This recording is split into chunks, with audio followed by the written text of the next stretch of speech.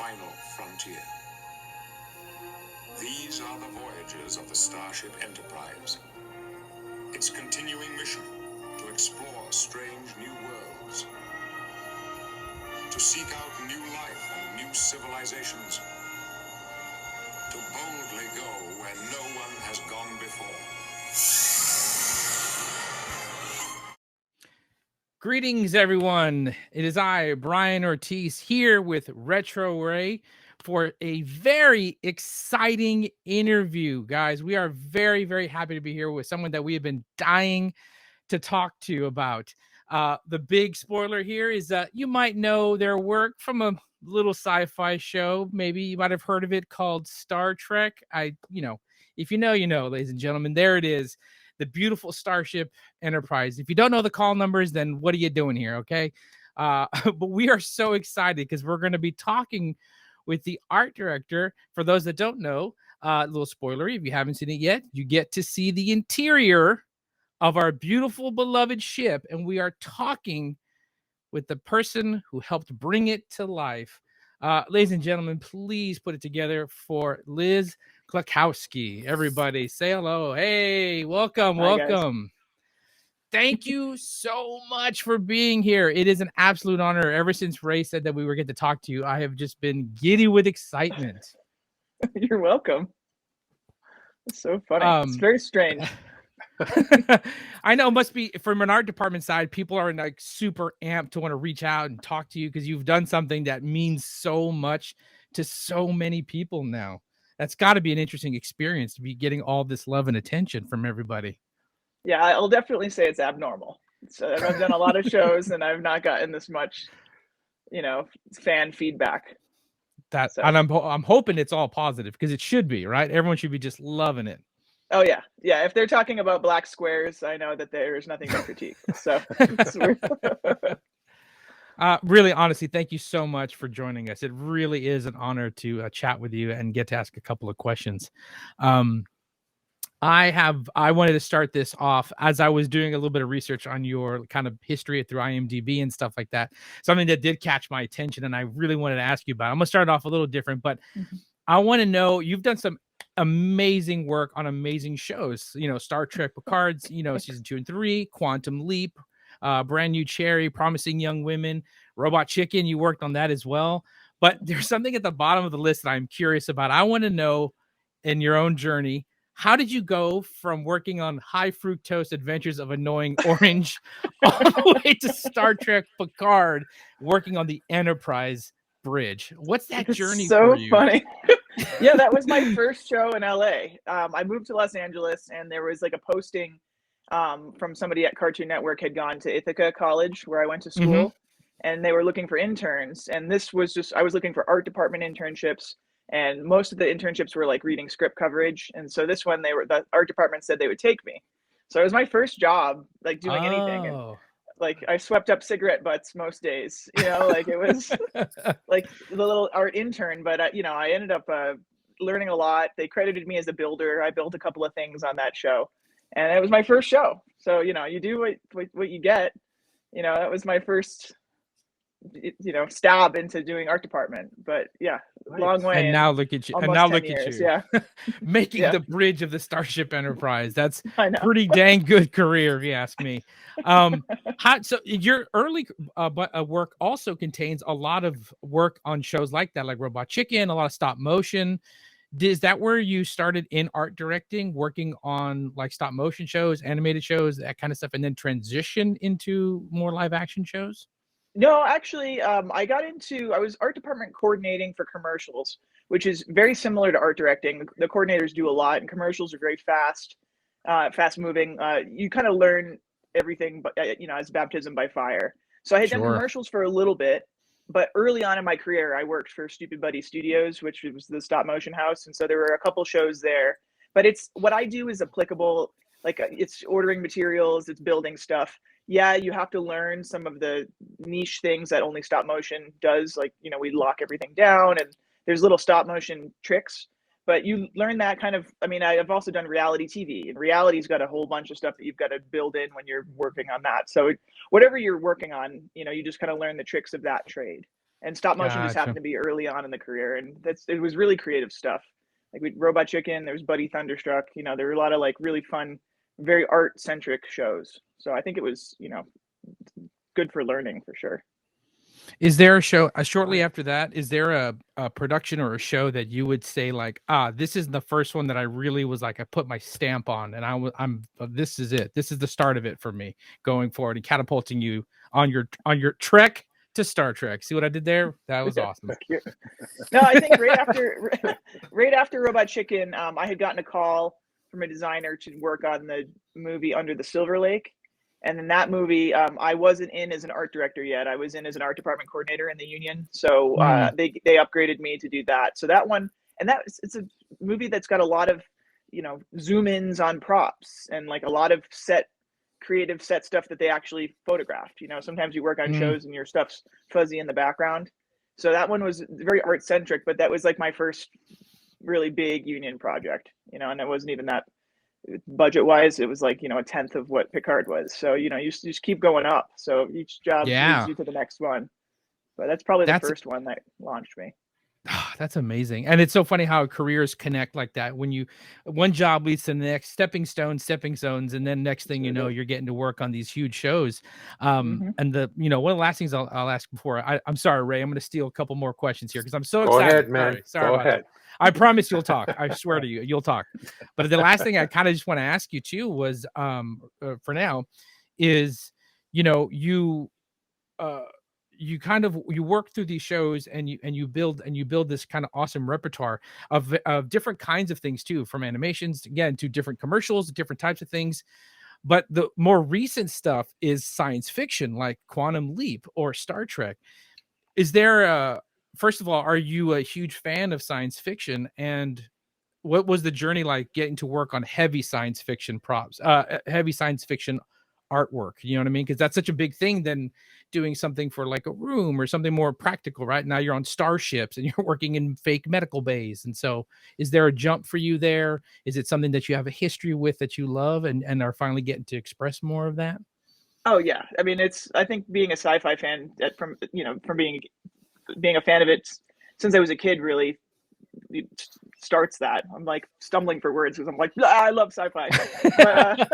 But yeah, you know, I didn't have a lot of it. And I think people ask you like, are you doing what you want to be doing? Like you're working in movies and like just movies and TV is one thing, but I hadn't really done the sci-fi. And so when I had the opportunity, I actually was on 2 jobs and I quit both of those jobs to work on Star Trek. So it was definitely like, this is what I want to be doing. So I definitely took that opportunity. But it was a bit of a jump too, because I hadn't done it before, but I don't think it was as difficult as maybe somebody that didn't know anything about sci-fi. Like I had watched Star Trek. I was updated with the vernacular of it. So it's, you know, like any show, you just have to research it. Like I'm on an 1800s period piece now. Like I don't know anything about the 1800s, but now I do, you know, because you're you're studying it. So you study Star Trek in particular because it's so niche. You know, it's been around since the 60s. It has its own style. So, you know, you study that. But it was great because it's the stuff is there for you to research, you know. So it was a bit of a jump just for being a new art director, but definitely not something that I was afraid of. Oh, that's awesome. And I also love, by the way, because you do mention that you're working on American Primeval. Is that correct? Yeah. I love, by the way, that your career is going straight from Star Trek Picard, 1800s Western. Like, what a fantastic just jump apart from one another, but another world that you really get to hold on to and dive into and create, which is also very exciting. And now that we know that your work from Picard, we're all very excited to see the next piece that you also do. So I'm like, I can't wait to see what she does with that. Yeah, everything's very different. So. Ray, I'll let you take over for a little bit, man. I've talked too much already, so please, by all means, ask. No problem, sir. No problem. So, getting back to when you having to start, you know, to recreate the bridge from because it was destroyed back, you know, in the day. You're going off of old blueprints, stuff that they have, you know, to look from. You know, y'all literally went from scratch, like doing the chairs from the beginning, and then also here a photo of you actually doing the the backgrounds and stuff. How was that? Was that like something that you imagined that you would be doing at one point, but or was it just it's too much to take in at one time? Well, so I had done a bunch of awesome sets on the Titan, and so I was already, kind of giddy with. This is my job. This is the coolest job ever. So I was already doing I had the sick bay, I had the transporter room. Like I was already having the time of my life. But there was a rumor going around that the Enterprise-D was coming back, and we didn't have the scripts yet, so we didn't know in what context it was coming back. We just knew that the finale was going to have the Enterprise-D. And so I just basically bothered Dave Blass, the designer, like every day, who's doing the Enterprise? Like, can I have it? And then he was like, oh, I don't know. There's other people that might want it, that might be more experienced, and I think he knew he was going to give it to me, but it wasn't like, official yet. So, when he told me, yeah, okay, you're going to start on the Enterprise, I actually had tons of sets going on. And so it was a little scary at first, like, oh, we can't mess this up. And there's so much work to do, but you just start that the same way you start, really every set, which is, you research, you pull up photos, you watch episodes that have it. So I just started doing that.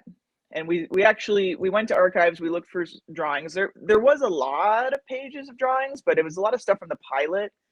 So stuff changed between the pilot and episode 2, and then stuff changed again in between, basically each season they upgraded or they fixed stuff or the carpet was replaced. So I researched, there was an article that Jurek Hildebrand gave me that was from the Ciencia. It's like they analyzed the how the bridge changed over the seasons. And so I had to take the original drawings that I had, which I didn't have every drawing. I had like 30 pages of maybe 100 pages. So we had the ceiling, we had the horseshoe, like we had a lot of stuff, but doesn't mean it's accurate. It just means they may have built off of that. So I had that stuff, and then Doug Drexler took pictures. He filled in a lot of gaps, and then Star Trek Archives had some pages that we scanned. So I had a vintage thumb drive full of drawings that we started with, but we had to redraw everything for modern day building techniques, and we're building from scratch. So the platform had to be redrawn. The horseshoe had to fit into the platform, but we used a lot of stuff that existed. And I actually got lucky. Mike Okuda had taken set photos from season 6, and season 6 and season 7, having done some research, they're pretty close. The turbo lift changed, a couple of things changed, so I had to track that. But Mike's photos were really like saved our butts, because it shows you what the materials are. I think weeks have gone by and none of us realized that the view screen has carpet on it. So we're staring at pictures and carpet. So there was a lot of that. But it's a research piece, it's a museum piece that you're trying to make look accurate. So just fixating. So on the was details. this the hardest piece for y'all to do? Yeah, that was the scariest piece. They actually, the guys made it. I had actually read an article about the original horseshoe, the guy that made the original horseshoe. That's what we call the tactical horseshoe. And he had apparently, like this builder, he had gotten in a car accident, and he left the hospital against medical wishes to go finish it, and ended up dying. And they had given him like, credits or something. But I had all this stress about how stressed people were going to be building the horseshoe. And this time around, Dave, the guy that built it, Dave Feigenblatt, he just like started building it, and he's like, oh, no problem, and just built away. So I definitely was the scariest. And I will say it was probably the hardest to 3D model. Kyle Porter was he modeled it in Rhino off of photos and the original drawings, just to make sure, because we need it 3D so that we can unfold it and then print it to scale, and then they could print it on a piece of paper, put it on a piece of wood, and then shape it. So that was probably the hardest part, was actually getting it right in the 3D model. But the guys building it they're just the best. So there was really like, oh, no problem, we're just here. It was a really great piece of work. So with 4K light, with 4K, of course, and of course LED lighting now, and of course back in the day, the lighting was different, camera filming was different. So the detail stands out more. Was that really harder for you guys to try to get that in there to make sure that people can't catch it with the 4K little things? You know what I mean? I think we're just so used to it. This isn't the first set that we're building. We're not like, oh man, it's our first time building a set in 4K. Like all of our sets are in 4K, so we know what will pass and what won't. And I think they got away with a lot more back in the day. Like the trim work on the walls was made out of plastered pool noodles. It's a rumor. I know, I wasn't there when they built it, but you get away with that because it's blurry, Sure. and we can't do that stuff because people will know. So for us, everything was foam milled, and the plasterers are really high end, and the painters, really everyone just knows how to. It just has to be that quality. So that Nice. I think you definitely notice it, even looking at pictures. I mean, season 6, by season 6, there was a lot of dents on the walls from equipment and spills on the carpets. So, you know, we're trying to keep it as clean as possible. So that stuff doesn't show up on camera. But even the little stickers, the Okudagrams, he used to put jokes on the stickers, and there was a whole discussion about, do we put the jokes on there? Will they see them? You know, so they didn't see them, and I think that one joke slipped in on a replicator by accident, but you didn't see it on camera. That's funny. Oh my God. What's it like to work with the Okudas? Because I've had a chance to meet them at Star Trek Las Vegas, and they were just wonderful, beautiful people to talk to. And what did they get? Did they really get hands on? You said like he provided, you know, information for you, but did he get to work at all a little bit on the set, or at least tour it afterwards? You know, was there a good experience with working with them? Yeah, Mike was on the show, so he was doing L cars and playback graphics from the beginning, and I got really lucky that the guy that did the graphics the first time was the guy on working with us. So we're not trying to figure out, oh, how did he do it? He had all the graphics, and he updated them for modern technology, and he resized everything for the plexi sizes that we had. You know, everything has to be exact. Everything's within millimeters. But Mike, Mike, I mean, he didn't do, I think the horseshoe was still Jeffrey Mandel, our other graphic designer. There was still some, Mike and Jeff kind of partnered with it. But all the animations on all the screens, that was all Mike. The stickers, he redesigned all the stickers and sent them to me. It's just all that knowledge was there. So yeah, they're a total pleasure to work with, and they're just lovely, lovely human beings. Mike lent us, he has the plaque. The original plaque was his. So yeah, it was in his garage somewhere. He had it in storage somewhere, and I said, like, I have the Franklin Mint, but I think that the original one would be better. What do you think? And he's like, oh yeah, I'll lend it to you guys. And the frame was missing. He couldn't. I don't think they could locate the frame, so we made them, and you know, we replicated what the frame was. But yeah, without the Okudas, we would not have the quality of the set that we had. It's really awesome to see, like, you know, new school skills, and your world working on it, mixing with like the Okudas who were there in the beginning, coming together to rebuild something that is so near and dear to people. It does my heart really happy just to hear that combination of today and yesterday working together. And I think that's absolutely beautiful. We felt better too, because if we weren't sure about something, you could just be like, hey, Mike, you know, how did you do it? And he'd give you a beautiful anecdote for how they did it the last time.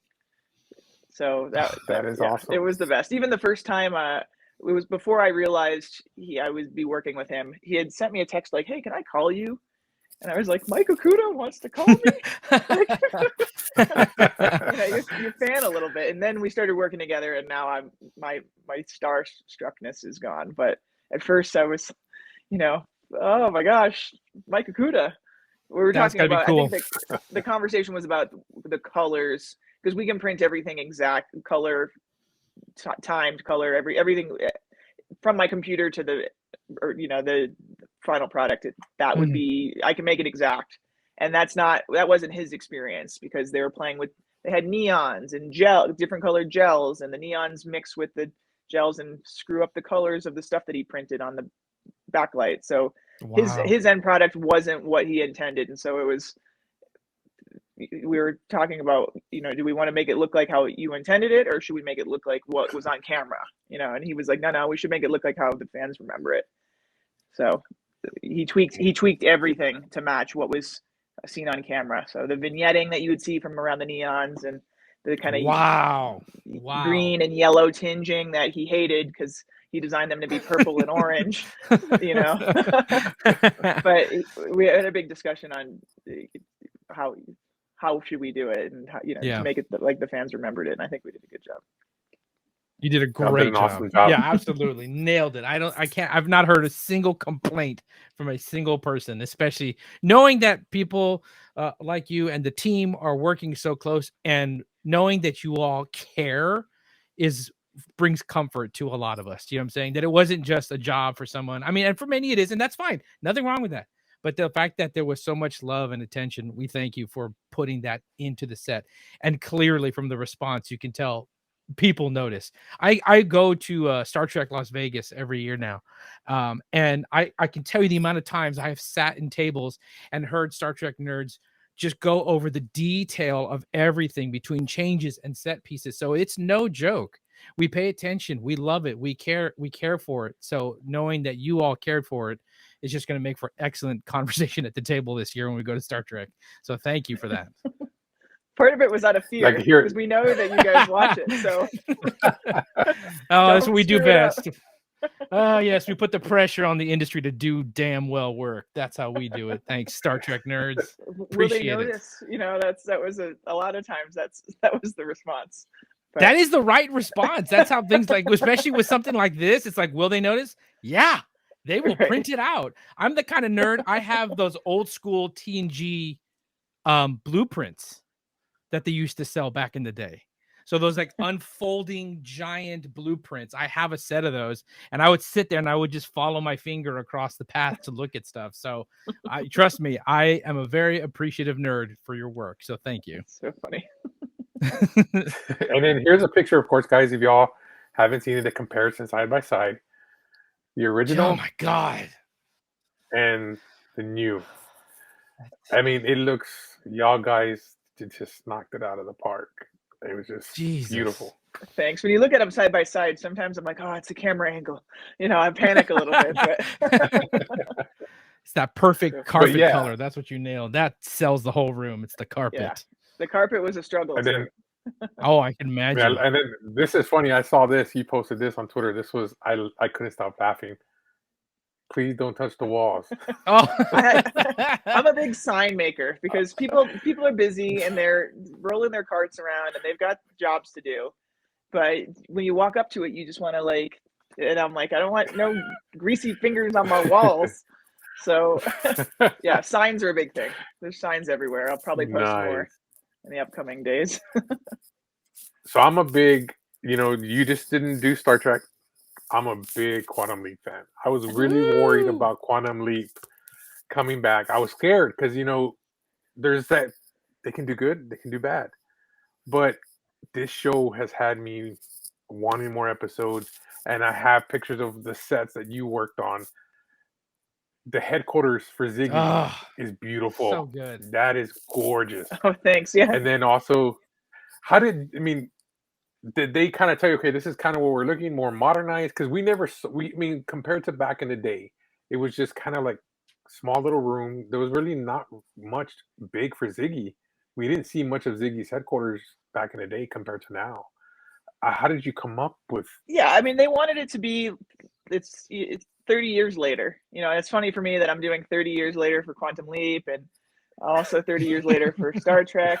So you're looking at, you kind of approach it the same way, where you look at what was done and then you try to upgrade it.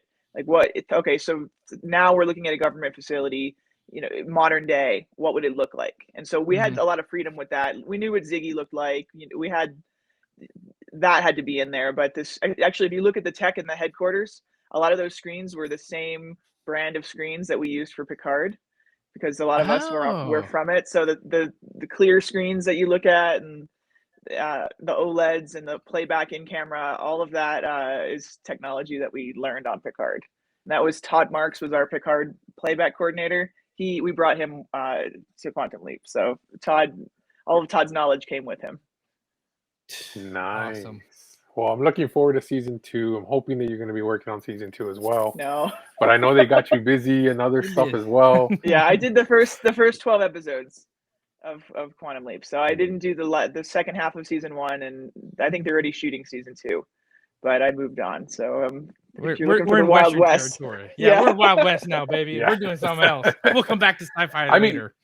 It's so weird how you can go from that graphics to creating a nuclear war room. Yeah. Oh Yeah. So that one was mine. And the thing that really it was ours. I mean, a bunch of us worked on it, but that I was heavily involved in it. So the thing about Quantum Leap that people don't realize is they shoot a different episode every 7 days. Oh wow. So you have less than a week to go from like that nuclear headquarters that you looked at was also the hotel room for the girl from the 1970s. It was also Addison's apartment. It was also that was like the revolving set, but we have 7 days to come up with that. And Wow. sometimes what they'll do is they'll schedule headquarters early on in the episode to buy us a couple more days. But it's not like Picard, we had months to work on it. Like features, you work on stuff for months and months to get it just right. This is like throwing stuff around in a week and hoping that it looks good. So the nuclear facility was definitely a labor of love that came out really great. It's the spaceship too. This episode 2's Atlantis, all of that stuff. We actually did all of that on stage. So back to space, but the 1990s. So it's fun because you get to every set you're doing is different research, and that Quantum Leap was just very fast.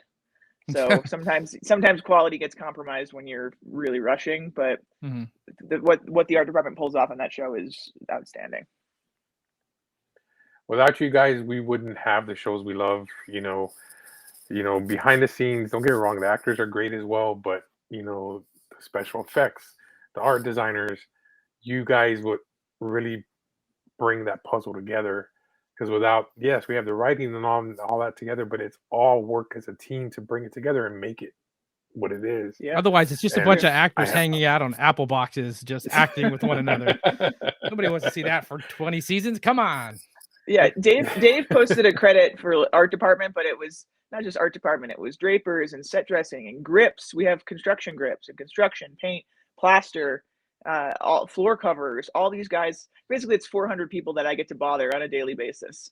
It's calling them like, oh, is this going to be ready? Or can we fix this a little bit? So there's 400 people that I have their phone number, calling out every day about stuff. But honestly, I wouldn't change it. It's such a fun, collaborative job to work on. So how was this picture? This picture real quick. Oh yeah. So good. That's going to go down in history for sure. Yeah, the Okudas. Sorry, I was looking at it. I'm like close to my camera. Okay, sorry. No, you're good. Go ahead. That the Okudas. Dave and I had invited the Okudas and Doug Drexler to see the set because it was basically done at that point, and they came twice. Otherwise, Mike works remote because all of his graphics are computer design. But the legacy people came pretty early when it was the set was a skeleton, and they answered all of my questions. And then we invited them back once it was done, just to be like, so what do you think? And then Jonathan was shooting on the stage next door, so he came over. And then Terry heard that Jonathan and the Okudas were hanging out on the Enterprise-D, so Terry showed up. And then Dave and I are just in the picture because why not? I was, they were laughing because I'm usually like pretty casual, and I had put my nice sweater and scarf on because I knew maybe they would be taking photos. You knew what's up. You knew that was going to go down in history right there. Did you get to be on set when the rest of the cast came in while filming the big scene with the entire original cast on your set? Yeah, I'm usually on set in the morning, and then I won't stay for all day because I'm working on. I have other stuff that's prepping, but I was definitely on set more than I normally am. And nobody says anything, but I don't have anything to do once they're shooting.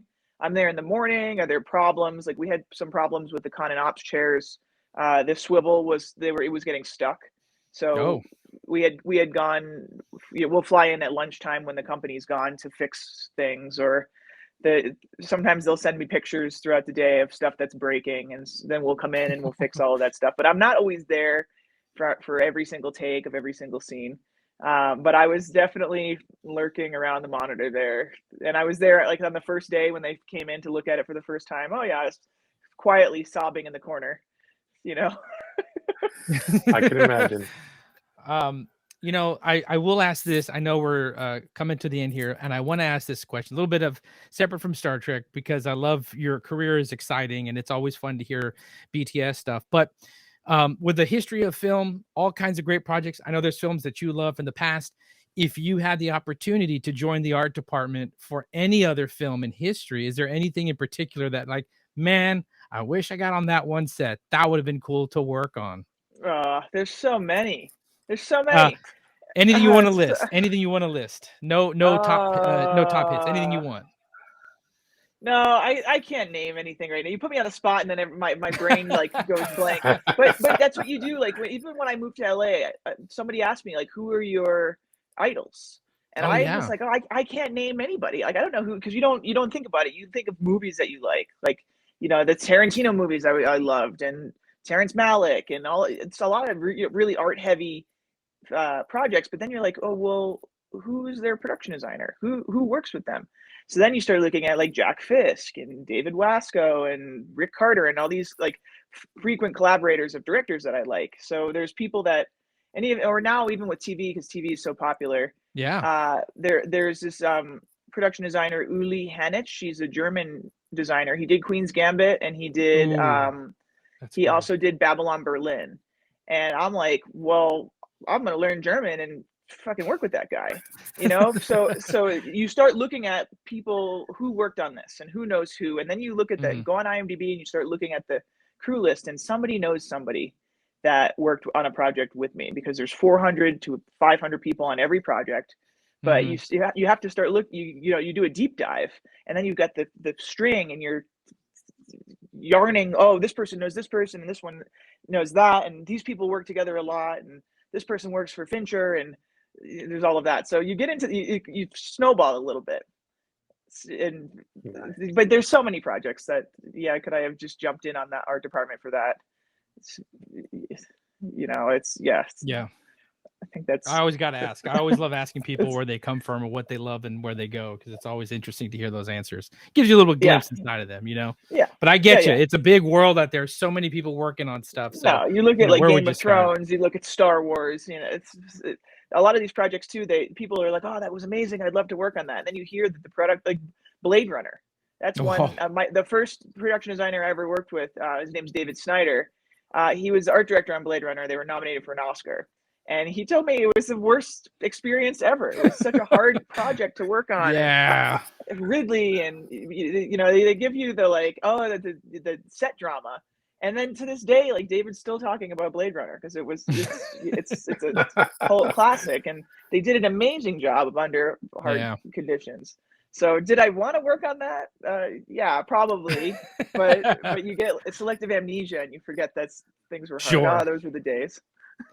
Well, now we got to find what is the next franchise that's up on its 30th year, so that way we can get you on that one too, so you can start working on it. That way you can have a reputation working on the 30-year franchises. Not a bad gig. Right. Liz, thank you so much. We're gonna wrap it up here, but I can't thank you enough. And there's so many more things I could talk to you about the industry, but we thank you so much for your time. Ray, is there anything else you'd like to say before we bounce out? No, thank you very much, and continue the work you're doing, because like I said, without you guys we wouldn't have our stuff that we love. Awesome. Thank you guys so much for having me. We hope to see you again. Hey, just putting it out there, you should come out to Star Trek Las Vegas with the Okudas, sign stuff, talk to fans. Just saying, you're part of history now. You're a part of I Star might. Trek if I'm not, history. depending on the shooting schedule on the show I'm on, I'm going to try to make it this year. But you should. We'll be there. We can say hi. We can show you around. Everyone there is the kindest people on the planet. I cannot stress that enough. They will just love and adore you. So, Liz, thank you so much for joining us. We really appreciate you. And thank you to everyone for watching us here. Please leave your comments below and let's talk some more. So I'm Bryan Ortiz. This is Retro Ray for the Countdown to the Geekcast. Thank you all, and we'll see you again real soon, everybody. Adios. Thank you.